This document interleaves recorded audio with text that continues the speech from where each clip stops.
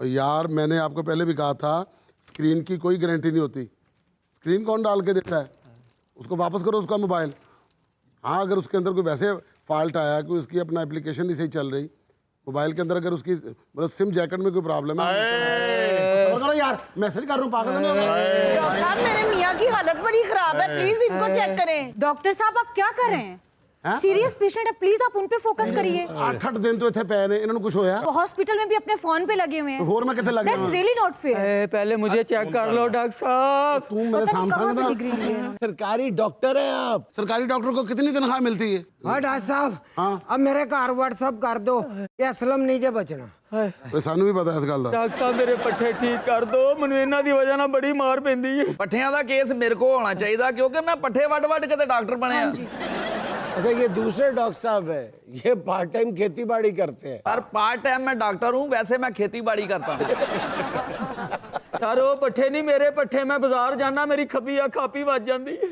Doctor साहब आप मेरे हस्बैंड को चेक करें, इनको क्या हुआ है? ਇਹਦਾ ਭਲ ਸਫਾਈ ਦਾ ਮਸਲਾ ਵਾ। डॉक्टर साहब एहसास भी किसी चीज का नाम है, काइंडली ਬੱਚਿਆਂ फोकस ਦਾ करें। ਪਤਾ ਕਰ ਲਾ ਬੱਚਿਆਂ ਦਾ। ਜੇ ਮੋਬਾਈਲ ਦਾ ਨੈਟ ਖਤਮ ਹੋ ਗਿਆ ਹਸਪਤਾਲ ਲੈ ਲਾ ਉਹਨਾਂ ਕੋਲੋਂ। ਮੈਂ ਤੇ ਇਹਨਾਂ ਨੂੰ ਕਈ ਵਾਰੀ ਕਿਹਾ ਵਾ ਬੜੇ ਚਿਰ ਦਾ ਠੀਕ ਹੋ ਜਾਣਾ। ਪੈਨਾਡੋਲ ਤੇ ਕਾਲਪੋਲ ਤੇ 2 ਜੱਗ ਪਾਣੀ ਦੇ ਪਾ ਕੇ ਇਹਦੇ ਉੱਤੇ ਸਪਰੇਅ ਕਰੋ बस। डॉक्टर साहब आपने डिग्री कहाँ से ली है? एक बंदे की डिग रही थी, मैंने उठा ली। हर वक्त आप मजाक के मूड में देखें हो। आप पढ़ी 4 लिखी किले हैं। बेच के मैं डिग्री ली है, इन्हें समझ नहीं लगन दी।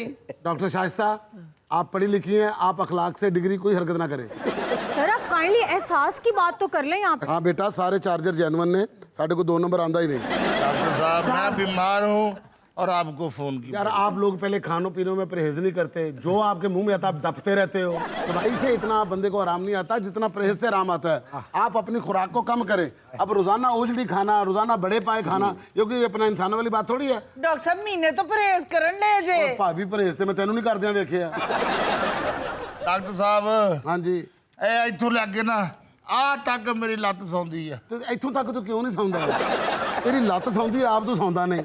ਉਹ ਲੱਤ ਸੌਂਦੀ ਆ ਡਾਕਟਰ ਸਾਹਿਬ, ਇਹ ਚੰਗੀ ਨਹੀਂ ਹੁੰਦੀ। ਓਏ ਚੰਗੀ ਹੁੰਦੀ ਲੱਤ, ਸੁੱਤੀ ਚੰਗੀ ਹੁੰਦੀ ਏ। ਤੂੰ ਸੁੱਤਾ ਹੋਵੇਂ ਤੇਰੀ ਰਾਤ ਕਿਤੇ ਟੁੱਟ ਜਾਏ, ਉਹ ਸੁੱਤੀ ਹੋਏਗੀ ਆਰਾਮ ਨਾਲ ਬੈਠੇ ਤੇ ਰਹੋਗੇ ਨਾ ਦੋਵੇਂ। डॉक्टर साहब एक हफ्ते तो सुता नहीं मेरा बंदा। ਇਹ ਲੱਤ ਸਵਾ ਕੇ ਨਾ ਸਰ ਆ ਬਾਕੀ ਦਾ ਵਜੂਦ ਲੱਤ ਦਾ ਧਿਆਨ ਰੱਖਣ ਦਿਆ ਹੁੰਦਾ। डॉक्टर साहब वो मिरालजिया पेरिस 30 के पेशेंट है सीरियस। अच्छा तो क्या करें हम लोग? ਸਰ आप ਇਹਨੂੰ मजाक किए जा रहे हैं। ਇਹਨੂੰ 2 ਸਨਫਲੈਕਸ 2 ਪੈਰਾਸੀਟਾਮੋਲ ਕਈ ਤੇ ਪਾ ਕੇ ਇਹਨੂੰ ਖਵਾਓ। ਮੈਂ ਜਿਹੜੀ ਗੱਲ ਕਹੀ ਆ ਨਾ ਉੱਤੇ ਗੌਰ ਕਰੋ। ਇਹਨੂੰ ਕਈ ਤੇ ਪਾ ਕੇ ਇਹਦੇ ਆਲੇ ਦੁਆਲੇ ਗੋਇਆ ਖਲਾਰੋ ਸੁੱਤਾ। ਆ ਡਾਕਟਰ ਨੂੰ 2 घंटे ਪੈਲੀਆਂ 'ਚ ਛੱਡਿਓ।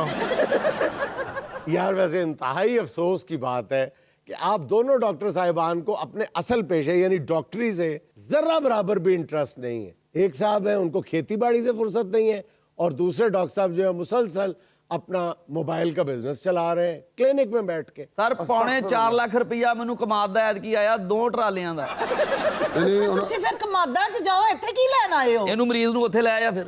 पीटी अप्रूव आप कराएंगे? ਡਾਕਟਰ ਸਾਹਿਬ हाँ जी, ਟੀਕਾ ਕਿਹਨੂੰ ਲਾਉਣ ਲੱਗੇ ਹੋ? जाहिर है आपको ही लगना है। ਟੀਕਾ ਮੈਨੂੰ ਲਾਉਣਾ ਆ, ਮੂੰਹ ਇਹਨੇ ਬਣਾਇਆ ਆ, ਜਿਵੇਂ ਟੀਕਾ ਇਹਨੂੰ ਲੱਗਣਾ।